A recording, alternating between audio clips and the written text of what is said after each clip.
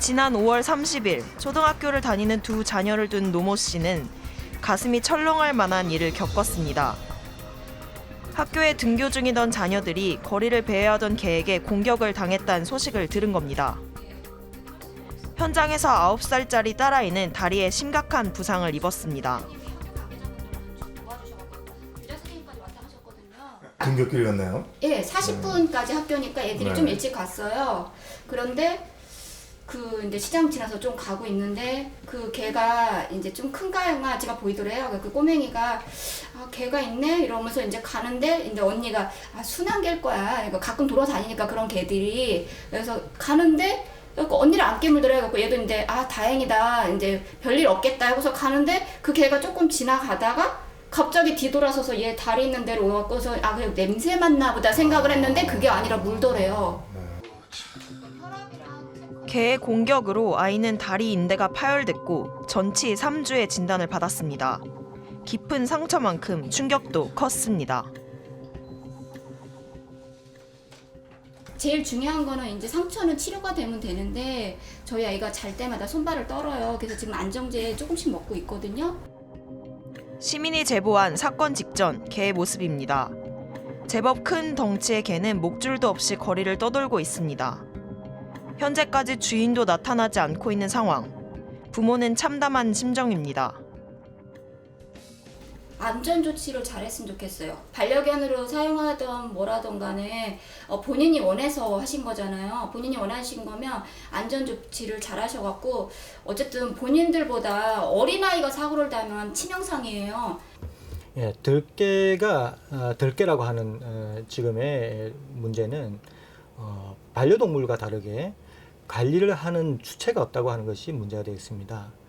반려동물들은 주인 또는 보호자가 있어서 그 동물들에 있어서의 질병 상태라든지 영양 상태 여러 가지 상태에 책임을 지고 관리를 하게 됩니다만은 들깨화되어 있는 개들은 그 관리 주체가 없다 보니까 여러 가지 문제에서 특히 전염병이라든지 전염병을 예방하기 위한 예방주사 또는 건강 상태 그다음에 번식의 상태 이런 모든 면에 있어서의 관리가 되지 않고 있다는 것이 문제가 되겠죠.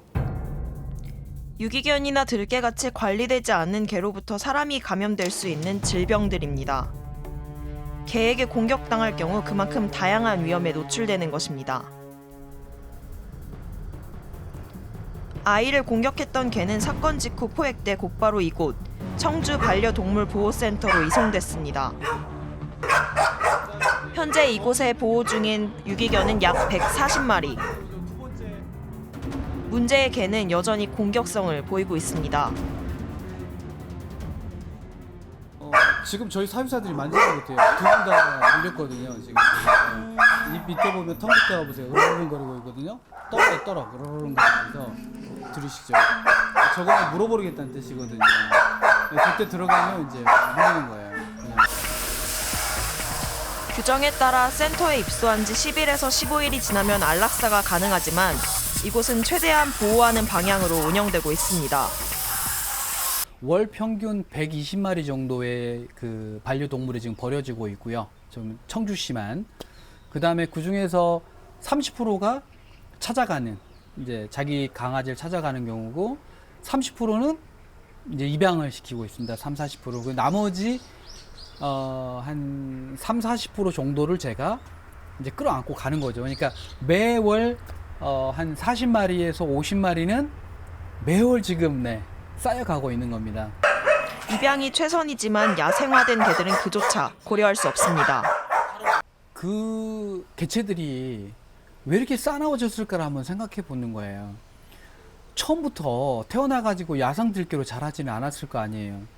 누군가는 투견 목적이라든지 누군가는 얘를 학대를 했다든지 누군가는 얘를 공격했기 때문에 다른 동물을 공격하는 거거든요. 학대받는 강아지가 당연히 공격적이고 포악적일 수밖에 없어요. 결국은 인간이 만들어 놓은 거거든요. 그렇다면 반려견은 어떻게 관리되고 있을까? 지난 2014년부터 시행 중인 동물 등록제에 따라 현재 개를 소유한 사람은 반드시 동물을 등록하도록 되어 있습니다. 찔이 이쁜 게 많아요. 근데 이건 처음에 나온 그 최초에 저기 나왔을 때 나오는 저기 내장 이게 외장치래요. 이게 요 안에 이제 칩이 들어가 있는 거예요. 좀 하는 칩이. 그래서 이거를 목걸이에다 걸게 되는데 이게 약하잖아요, 그죠? 그러니까 집에 쓰는 목걸이에다 이걸 걸어 놓으셔도 되고. 동물 등록 신청을 하게 되면 소유자의 정보가 담긴 마이크로칩을 반려견의 몸에 외장형으로 부착하거나 삽입하게 됩니다. 지금 이 내장형 마이크로칩 같은 경우는 좀 큰 형태가 있고 소형견 위주로 넣을 수 있는 조그만한 칩들이 있어요. 여기다가 놔드리면 맞습니다. 어떤 칩이 있으면 갖다 대시면 마이크로칩 번호가 이렇게 뜨게 되어 있습니다. 지금까지는 외장형이 조금 더 선호를 하고 계시는데 이 외장형에 대한 실효성이 지금 많이 문제가 되고 있기 때문에 이제 뭐 외장형 같은 경우는 떼서 버린다든지 유기를 할 때 아니면 이렇게 뭐 분실을 한다든지 할 가능성이 높기 때문에 지금 국가에서는 내장형으로 통일을 하려는 그런 계획들이 잡혀 있는 걸로 알고 있어요. 현재 법으로 의무화되어 있는 동물 등록제. 이를 어길 시에는 40만 원 이하의 과태료가 부과됩니다. 예, 일단 뭐 동물 등록제를 하는 이유도 뭐 유기견을 방지하기 위해 가지고 동물 등록제를 지금 실시하는 거고 정부에서 지금 그것 때문에 지금 하라고 많이 지금 홍보도 하는 거고 하고 있습니다. 근데 이제 그 칩을 신다 보면은 뭐 아무래도 키우는 분들이 자기 책임감도 많이 가지고 하다 보면은 유기견이 발생할 확률이 많이 줄어들겠죠. 지금까지 전국에 등록된 개는 1,070만 마리, 충북은 2만 4천여 마리에 이릅니다. 지역별로 비교했을 때 군 단위의 등록률은 더 저조한 상황. 일부 시민단체는 동물 등록제의 사각지대에 놓인 유기견에 대한 보호책이 필요하다고 주장합니다. 네, 해외에서는 사육포기 동물 인수제가 있어서요. 버릴 수밖에 없는 경우에는 이제 받아주도록 하는 그런 제도가 있어요. 그런 시스템이 마련돼 있고 그 시스템이 좋은 게 어쨌든 이 동물에 대한 정확한 프로필을 알 수 있는 거죠. 예, 그래서 나이가 몇이냐, 뭐 성격이 어떠냐, 어떤 특징을 갖고 있느냐, 질병에 뭐 이력이 있느냐 이런 걸 정확히 알고 있기 때문에 오히려 입양 가능성이 더 좋은 동물이 되는 거죠. 동물이 떠돌아다니면 경계심이 강해져서 나중에 입양도 어려운 동물이 돼요. 근데 그 과정을 거치지 않기 때문에 바로 가정을 찾아주기가 쉬운 동물이 되는 거죠. 하지만 아직까지 동물 등록을 하지 않은 많은 개들이 버려지고 있고 지역에선 야생화된 들개로 인해 소나 닭, 염소 같은 가축과 농작물 피해가 끊이지 않고 있습니다. 최근 열린 시장군수협의회에서는 들개를 유해 야생동물로 지정해달라는 목소리까지 나오고 있습니다. 1년 정말 고생을 해서 해놓은 농작물이 그렇게 그냥 속절 없이 훼손이 되고 파손이 되는 걸 본다면 정말 가슴 아프거든요. 또 정말 집에서 키우는 가축들이 소중 가축들이 되면 이게 보상 기준도 없습니다.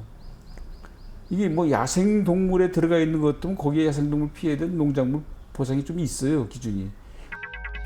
들개를 유해 야생동물로 지정할 경우 총기 포획도 가능한 상황. 환경부의 입장을 들어봤습니다. 유해 야생 동물이 아닌데 야생이 아닌데 어떻게 유해 야생 동물로 지정을 합니까? 들고양이도 야생 동물로 유해 야생 동물로 지정돼 있진 않아요. 야생화된 동물이 야생 동물은 아니죠. 반려견을 관리하는 농림축산식품부도 들개 문제 해결이 어렵다는 입장입니다. 저희 부처에서 얘네들을 구조해서 포획하더라도 얘네들이 구조 환경에서 무사히 있을 수 있다는 보장이 없거든요. 그러면은 사람들에게 유해를 끼친다라고 하면은 야생화된 들개로 해서 환경부에서 좀 관리를 해주는 게 맞다라고 저희 입장에서는 보는데 환경부에서는 또 다른 입장으로 말씀을 하기 때문에 이거는 좁혀질 수는 없을 것 같습니다. 들개라고 하는 동물로부터 이제 인명 피해라든지 아니면은 상처를 입었을 때 거기에 대한 책임은 누가 지느냐 하는 거지. 과연 그것을 그냥 그대로 둬야 된다고 하는 사람이 책임질 것이냐? 그렇지 않거든요. 그렇기 때문에 제도권화되어 있는 지자체라든지 정부에서 이건 관리를 해야 되는 겁니다. 반드시 그건 관리를 해서 어떤 적절한 대책을 내놓지 않으면은 대책을 수립하고 시행하지 않으면은 그 피해가 생겼을 때 그 감당은 굉장히 커질 수 있죠.